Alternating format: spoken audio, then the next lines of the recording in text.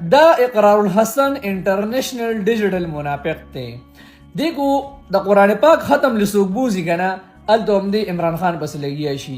کو دی سوک د کرکټ میچ لبوزي الته هم عمران خان پس لګیا شي. کو سوک واده خاده لبوزي الته هم عمران خان پس لګیا شي. تر دې پورې کو چې مړی لبوته کنه مړی لاړو الته هم دی عمران خان پس لګیا شي. دی غریب ته سکون نه ملاويږي چې تر څو د عمران خان پس خبرې نه کړي. دی انټرنیشنل ډیجیټل چې کوم دی مهره ده او د عمران خان خلاف پلان شوی دی. دا خبر ټول ته بدلېږي. خو دی منافقت هم کوي. دومره غټ منافق دی کنه دی دا خبره کوي چې دا عمران خان په صفتونو خلکو ویوز واغشتل او ډالر وګټلې او دا ټول څونه یوټیوبران چې د عمران خان صفتونه کوي کنه دا ډالر د ناس ډالر ګړي او ویوز اخلي د عمران خان بسر. خو دی دا ولې هېري چې زه په هر پروګرام کې د عمران خان بد وایم او زما هم ویوز راځي. مطلب یو پروګرام زما داسې نشته چې په هغې کې ما د عمران خان بد نه ویلې.